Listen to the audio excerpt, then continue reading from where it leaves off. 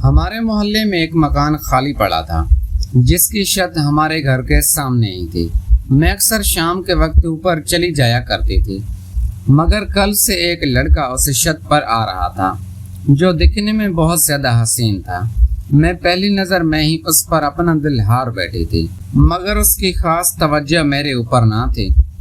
پھر 2 دن گزرے جب امی خالہ کی طرف گئی اور میں گھر پر اکیلی تھی، تو خالہ کی طرف سے آئی ہوئی بریانی پلیٹوں میں ڈال کر میں اس گھر میں چلی گئی۔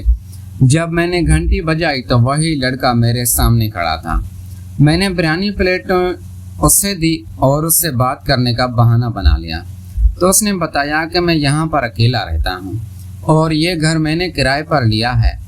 میری نوکری اسی شہر میں لگی ہے اور میں ایک گاؤں سے آیا ہوں۔ وہ دکھنے میں گاؤں کا ہرگز نہ لگ رہا تھا۔ شاید وہ میری نظروں کو پہچان چکا تھا۔ اب وہ مجھ پہ بھی نظر رکھنے لگا تھا۔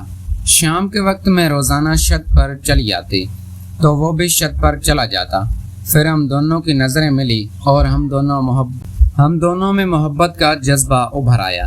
اس نے مجھے اپنا نمبر دیا، ہماری باتیں شروع ہوئی۔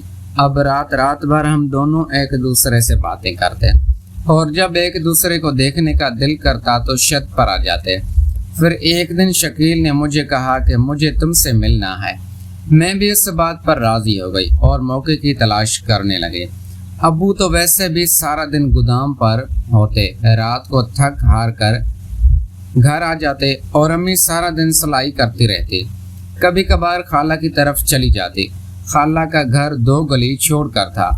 امی جب بھی ان کی طرف جاتی تو کافی دیر وہاں بیٹھ کر ان سے باتیں کرتی، کیونکہ میری کزنیں بھی تھی اور ان کی شادیاں ہونے کو تھی۔ خالہ ان کی جہیز کی چیزیں بناتی تو امی سے مشورہ کرتی رہتی۔ یوں تو میں بھی جوان ہو گئی تھی، مگر امی کو فی الحال میری شادی کی کوئی فکر نہ تھی۔ لیکن مجھ سے اب بالکل بھی صبر نہیں کیا جا رہا تھا۔ مجھے جلد سے جلد کسی مرد کو حاصل کرنا تھا، اور اب تو میرے محلے دار نے میرے لیے آسانی پیدا کر دی تھی، کیونکہ وہ تھا بھی اکیلا۔ پھر ایک دن جب امی خالہ کی طرف چلی گئی تو میں نے شکیل کو کال کی کہ میں آ رہی ہوں۔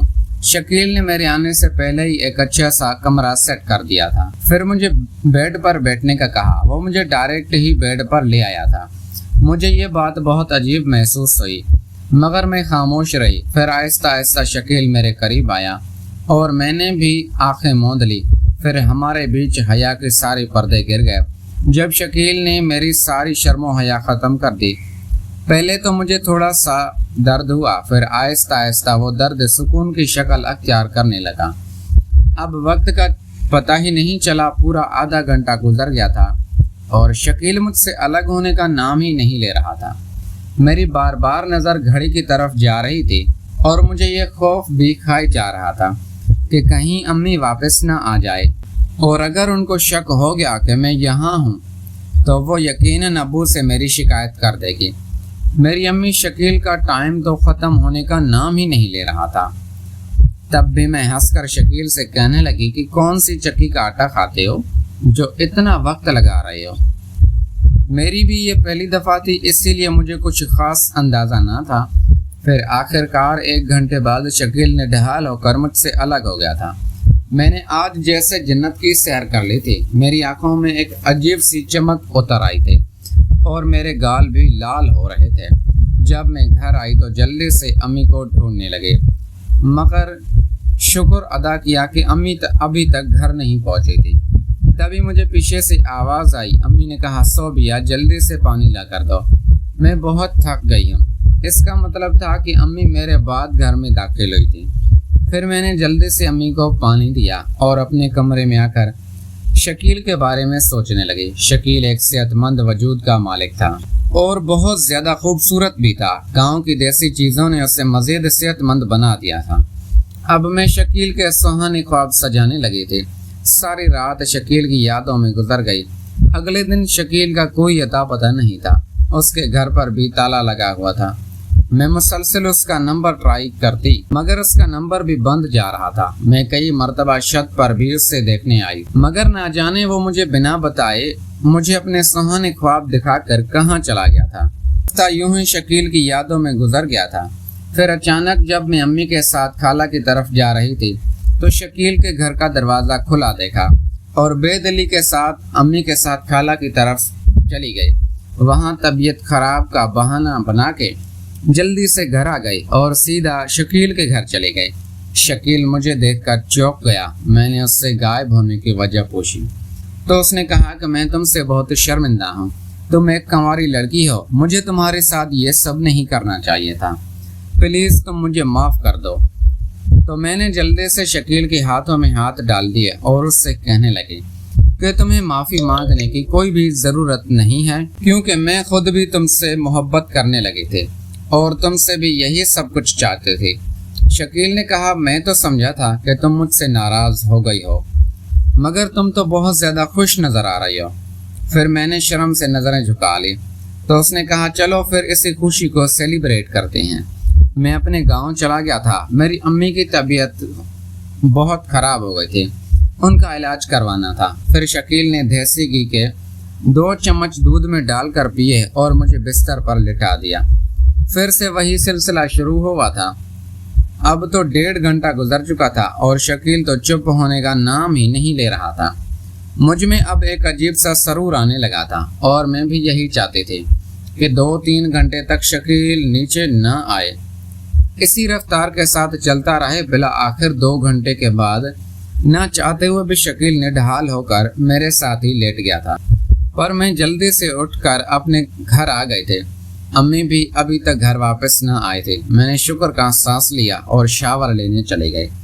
جب امی گھر آئی تو مجھے حیرت بھری نظروں سے دیکھنے لگے اور کہنے لگی کہ یہ مغرب کا کون سا ٹائم ہے شاور لینے کا۔ تو میں امی سے کہنے لگی کہ امی میری طبیعت کچھ بوجھل ہونے لگی تھی، نہ جانے کیوں سر بھاری ہونے لگا تھا، اسی لیے سوچا کہ نہا لوں۔ امی مطمئن ہو گئی تھی۔ اگلے دن دوپہر کا وقت تھا، امی گھر میں ہی موجود تھی۔ شکیل میسیجز اور کالز کر رہا تھا اور مجھے اپنے گھر بلا رہا تھا، جبکہ میرا وہاں جانا آج بہت زیادہ مشکل تھا۔ میں نے شکیل کو بتایا کہ آج میں تمہارے گھر نہیں آ سکتی ہوں۔ میں نے مشین بھی لگائی ہوئی تھی اور کپڑے دھو رہی تھی۔ امی گھر میں ہی موجود تھی۔ شکیل مجھ سے ناراضگی کا اظہار کرنے لگا اور کہنے لگا کہ میں سچ مچ میں ناراض ہو جاؤں گا اگر تم نہ آئی تو۔ پھر میں اس سے کہنے لگی کہ میں کپڑے لگانے چھت پر جا رہی ہوں، بعد میں بات کرتی ہوں۔ جب میں چھت پر چلی گئی تو کچھ ہی دیر گزری تھی کہ شکیل کو کود کر چھت پر آ گیا تھا اور مجھے اس نے اپنے حصار میں جکڑ لیا تھا۔ میں بہت خوف زدہ ہو گئی تھی اور اس سے کہنے لگی کہ خدا کا واسطہ امی اگر چھت پر آ گئی اور ہم دونوں کو اس طرح دیکھ لیا تو وہ میرا جینا دشوار کر دے گی۔ مگر شکیل کو کسی بات کا ہوش ہی کہاں تھا، اس سے تو بس اپنا ہی پتا تھا، وہ اپنے دل کی ہی سن رہا تھا۔ پھر اس نے مجھے وہیں رکھی چارپائی پر لٹایا اور سب کچھ کرنا شروع کر دیا۔ شکیل بہت زیادہ وقت لگاتا تھا۔ تبھی میری نظر سامنے ہمسائے کی چھت پر گئی۔ وہاں سے ایک لڑکا ہم دونوں کو دیکھ رہا تھا۔ یہ دیکھ کر میرے پیروں تلے زمین نکل گئی۔ میں نے جلدی سے شکیل کو ہٹایا اور بھاگتے ہوئے نیچے چلی گئی۔ اب میرا دل زور زور سے دھڑکنے لگتا تھا کہ نہ جانے وہ امی ابو کو کچھ بتائے گا۔ وہ لڑکا صرف 16 سال کا تھا۔ پھر اگلے دن دروازے پر دستک ہوئی تو وہی لڑکا دروازے پر موجود تھا۔ مجھے دیکھ کر ایک شیطانی مسکراہٹ اس کے چہرے پر بکھر گئی تھی۔ جب میں نے اس سے کہا کہ کیوں آئے ہو تو اس نے کہا کہ میری بال وہاں گر گئی ہے، وہی اٹھانے آیا ہوں۔ مگر ہمارے گھر اس کی بال نہ آئی تھی۔ جب اس نے ادھر ادھر دیکھا پھر مجھ سے کہنے لگا کہ اگر اپنی عزت پیاری ہے تو شام کو 4 بجے میری چھت پر آ جانا، میں تمہارا انتظار کروں گا۔ میں بہت زیادہ خوف زدہ ہو گئی۔ پھر شام کے 4 بجتے ہی میں چھت پر چلی گئی۔ جب اس نے بھی میرے ساتھ یہی سب کچھ کرنے کی فرمائش کی تو میں بہت زیادہ خوف زدہ ہو گئی، کیونکہ میں شکیل کی محبت میں گرفتار تھی اور میں کسی دوسرے کے ساتھ یہ سب نہیں کرنا چاہتی تھی۔ تبھی سامنے ہی شکیل نظر آیا اور وہ بھی چھت پر چلایا۔ اس لڑکے کو دھمکی دی کہ اگر وہ دوبارہ اس نے مجھے بلیک میل کرنے کی